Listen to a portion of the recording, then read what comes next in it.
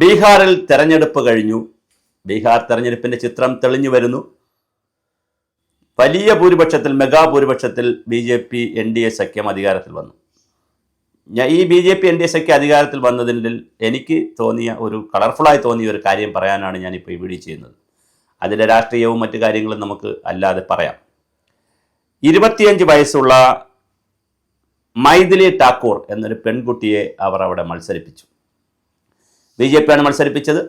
അത് 11,731 വോട്ടിന് ജയിക്കുകയും ചെയ്തു. ഇന്ത്യയിലെ ഒരുപക്ഷെ ഏറ്റവും പ്രായം കുറഞ്ഞ MLA-മാരിൽ ഒരാളായി മാറി. 25-ാമത്തെ വയസ്സിൽ ആ പെൺകുട്ടി MLA ആയി. ആരാണ് ഈ മൈഥിലി എന്ന് അറിയണം ഠാക്കൂർ. കാരണം പല ആളുകളും കളിയാക്കി പറയാറുണ്ട്, ഒരു പാട്ടുപാടി, നാടൻ പാട്ടുപാടിയെ പെണ്ണിനെ പിടിച്ച് നിർത്തി ജയിപ്പിച്ചെടുത്തു എന്നൊക്കെയാണ് ആക്ഷേപം. അങ്ങനെയാണോ അത് സംഭവിച്ചത്? അത് BJP നിർത്തിയത് കൊണ്ടുള്ള കേമത്തരം പറയാനല്ല ഞാൻ ഈ വീഡിയോ ചെയ്യുന്നത്. മൈഥിലി ഠാക്കൂറിൻ്റെ കേമത്തരം പറയാനാണ്. ബീഹാറിലെ ഒരു കുഗ്രാമത്തിൽ ദരിദ്ര കുടുംബത്തിൽ ജനിച്ച പെൺകുട്ടി മികച്ച ഒരു ഗായികയായി മാറി. ചെറുപ്പം മുതലേ അതിൽ ബോളിവുഡ് സിനിമകളിൽ പിന്നണി ഗാനം പാടാൻ ഓഫറുകൾ പലവട്ടം വന്നു. അപ്പോഴും ആ പെൺകുട്ടി പറഞ്ഞു, ഞാൻ എൻ്റെ രാജ്യത്തെ പാട്ടുകളും നാടോടി പാട്ടുകളും ഒക്കെ പാടിക്കൊണ്ട് എൻ്റെ രാജ്യത്തെ സേവിച്ചു കൊള്ളാം. ഞാൻ ഭാരതത്തിൻ്റെ സംസ്കാരത്തിൽ ഉറച്ചു നിൽക്കുന്ന പെൺകുട്ടിയാണ്. എനിക്ക് ബോളിവുഡ് സംസ്കാരത്തിൻ്റെ ആവശ്യമില്ല. ആ പെൺകുട്ടി അങ്ങനെ പറയണമെങ്കിൽ പെൺകുട്ടിയുടെ വീട്ടുകാർക്കും അങ്ങനെ ഒരു ദേശീയ ബോധം ഉണ്ടായിരിക്കണം. പോവാത്തത് ശരിയോ തെറ്റോ അത് വേറെ ചർച്ചാ വിഷയമാണ്. തനിക്ക് പണത്തേക്കാൾ ഉപരി തൻ്റെ സംസ്കാരമാണ്, തൻ്റെ രാജ്യമാണ് വലുത് എന്ന് പ്രഖ്യാപിച്ചു. ഇങ്ങനെ പ്രഖ്യാപിച്ച മഹാരഥന്മാരുണ്ട് ഇവിടെ. സർ വിശ്വേശ്വരയ്യയെ പോലുള്ള എഞ്ചിനീയർമാരുമൊക്കെ ഇങ്ങനെ പ്രഖ്യാപിച്ചത് കൊണ്ടാണ് ബ്രിട്ടീഷുകാരും അമേരിക്കക്കാരും ഒക്കെ തല ചോദിച്ചപ്പോൾ കൊടുക്കാതെ, ബ്രെയിൻ കൊടുക്കാതെ ഇന്ത്യയിൽ തന്നെ നിന്നതുകൊണ്ടാണ് ഇന്ത്യക്കൊരു നമുക്ക് കാവേരി അണക്കെട്ടുണ്ടാവുന്നതും അതുപോലെ തന്നെ നമ്മുടെ മൈസൂർ വൃന്ദാവനമൊക്കെ ഉണ്ടാവുന്നത് അതുകൊണ്ടാണ്. മൈസൂർ ദിവാനെ സേവിക്കാനായി സർ വിശ്വേശ്വരയ്യ ഇന്ത്യയിൽ തന്നെ തുടർന്നത് കൊണ്ടാണ്. ആ ചെറുപ്പക്കാരൻ ഇപ്പോൾ പറയുമ്പോൾ മരിച്ചുപോയി, വലിയ ആളാണ്, പക്ഷെ അന്ന് ആ ചെറുപ്പക്കാരൻ നിന്നത് കൊണ്ടാണ്. നാടോടി പാട്ടുകളും ഹിന്ദുസ്ഥാനി ശാസ്ത്രീയ സംഗീതവും ഹാർമോണിയം, തബല എന്നിവയിൽ മുത്തച്ഛനും പിതാവുമൊക്കെ വലിയ പരിശീലനം കൊടുത്ത് അവർ രാഷ്ട്രീയമായി തന്നെ പല കാരണങ്ങളാൽ ബീഹാറിൽ നിൽക്കാൻ കഴിയാതെ ഡൽഹിയിലേക്ക് താമസം മാറി. ബാൽ ഭവൻ ഇൻ്റർനാഷണൽ സ്കൂളിൽ ആ കുട്ടി പഠിക്കുകയും, ഇപ്പോൾ കുട്ടിയെന്ന് പറയാൻ കഴിയില്ല, MLA ആണ്, പഠിക്കുകയും വിവിധ ദേശീയ സംസ്ഥാന തലത്തിലുള്ള അവാർഡുകൾ നേടുകയും ചെയ്തു. 2011 CTV സംപ്രേഷണം ചെയ്ത ലിറ്റിൽ ചാംപ്സ് എന്ന ഗാനമത്സര ടെലിവിഷൻ പരമ്പരയിൽ ഠാക്കൂർ പങ്കെടുത്തു. 4 വർഷത്തിന് ശേഷം സോണി TV സംപ്രേഷണം ചെയ്ത ഇന്ത്യൻ ഐഡൽ ജൂനിയർ അവൾ മത്സരിച്ചു. 2016 I genius young singing star മത്സരത്തിൽ പങ്കെടുത്തു. 2017 ടെലിവിഷൻ ആലാപനത്തിനുള്ള മത്സരമായ റൈസിംഗ് സ്റ്റാറിൻ്റെ സീസൺ 1 മൈഥിലി ഠാക്കൂർ മത്സരാർത്ഥിയായിരുന്നു. വെറും 2 വോട്ടുകൾക്കാണ് പരാജയപ്പെട്ടത്. അവർ എന്നാലും 2ാം സ്ഥാനത്തെത്തി. അവളുടെ ഇൻ്റർനെറ്റ് ജനപ്രീതി വളർന്നു. 50 ലക്ഷം ഫോളോവേഴ്സ് 25-കാരിക്ക് ഇന്നുണ്ട്. 19 മൈഥിലിയെ മധുബാനി ബ്രാൻഡ് അംബാസഡറായി നിയമിച്ചു. തബലയും മറ്റ് താളവൃത്തങ്ങളും കൈകാര്യം ചെയ്യുമ്പോൾ ഗാനങ്ങൾ ഭംഗിയായി പാടുമായിരുന്നു. അങ്ങനെ ഒരതുല്യ പ്രതിഭയായിരുന്നു ഈ മൈഥിലി ഠാക്കൂർ. 2024 മാർച്ച് 8 അന്നത്തെ നാഷണൽ ക്രിയേറ്റേഴ്സ് അവാർഡ് പരിപാടിയിൽ മൈഥിലി ഠാക്കൂർ ഇന്ത്യൻ പ്രധാനമന്ത്രി മോഡിയിൽ നിന്ന് cultural ambassador of the year അവാർഡും കിട്ടി. അങ്ങനെ വേദനയോടെ തൻ്റെ നാട്ടിൽ നിന്ന്, ബീഹാർ ഗ്രാമത്തിൽ നിന്ന് ഡൽഹിയിലെത്തിയ കുട്ടി വീണ്ടും അവർ ബീഹാറിലേക്ക് തിരിച്ചുപോയി. ഒരു ഉയർത്തെഴുന്നേൽപ്പിൻ്റെ ബീഹാറി കഥയാണ്. ഒരു ജനതയുടെ ഉജ്ജ്വലമായ ഒരു ഭംഗിയായി നിൽക്കുന്ന ഒരു കഥയാണ് അലിഗറിനെ അവൾക്ക് നയിക്കാൻ അവസരം കിട്ടിയത്. ഇത് സന്തോഷ് പണ്ഡിറ്റിൻ്റെ ഒരു ഫേസ്ബുക്ക് പോസ്റ്റും കൂടി ആധാരമാക്കിയാണ് ഞാനിത് പറയുന്നത്. അല്ലാതെ തന്നെ വിവരങ്ങൾ എടുത്തിരുന്നു. എന്നാൽ സന്തോഷ് പണ്ഡിറ്റ് ഇതിനെ സംബന്ധിച്ചൊരു ഫേസ്ബുക്ക് പോസ്റ്റും ഇട്ടിട്ടുണ്ട്.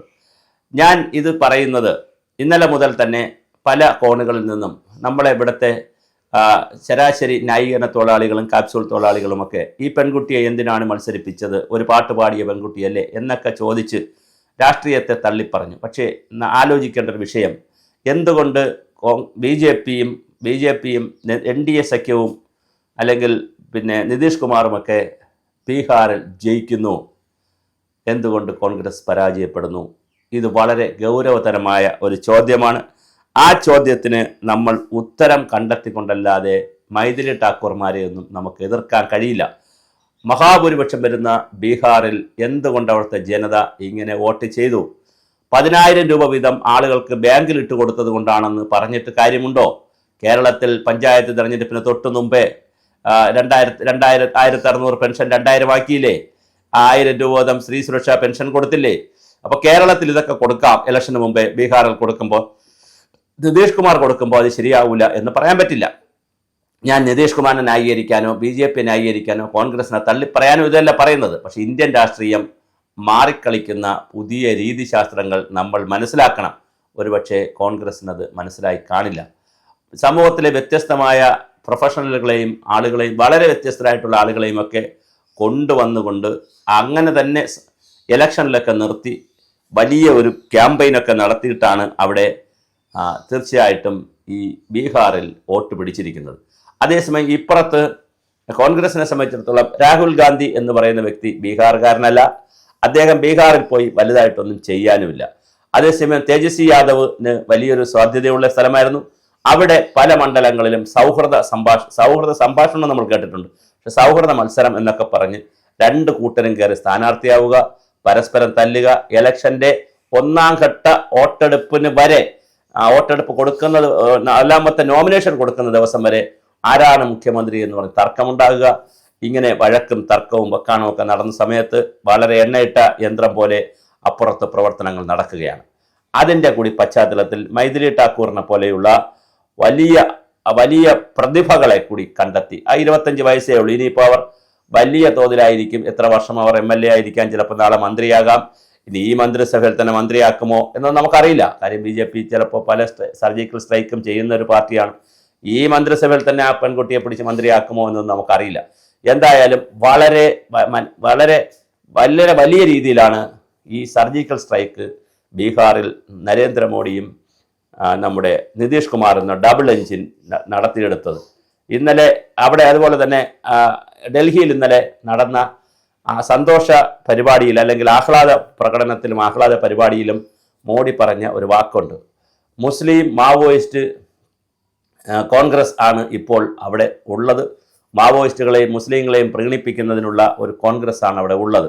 അതേസമയം ജയിച്ചത് മഹിളാ യൂത്ത് മയൂജിയാണ്. മഹിളാ യൂത്ത് ഗ്രൂപ്പാണ് ജയിച്ചിരിക്കുന്നത്. മഹിളകളുടെയും യൂത്തിൻ്റെയും ജംഗൽ രാജ് അവസാനിപ്പിച്ചുകൊണ്ട് ഉള്ള നിതീഷ് കുമാറിൻ്റെ കഴിഞ്ഞ 10 വർഷക്കാലത്തെ തുടർച്ചയായ പ്രവർത്തനങ്ങൾ തന്നെയാണ് അവിടുത്തെ റോഡുകളായാലും ഇൻഫ്രാസ്ട്രക്ചർ ആയാലും അതുപോലെ തന്നെ ജംഗൽ രാജ് അവസാനിപ്പിച്ചതായാലും ഒരുപാട് കാര്യങ്ങൾ ചെയ്തിട്ടുള്ളത് കൊണ്ടാണ് ബീഹാറിന് ജയിക്കാൻ കഴിഞ്ഞത് എന്നുള്ള ഒരു വാദം കൂടി വരുന്നുണ്ട്.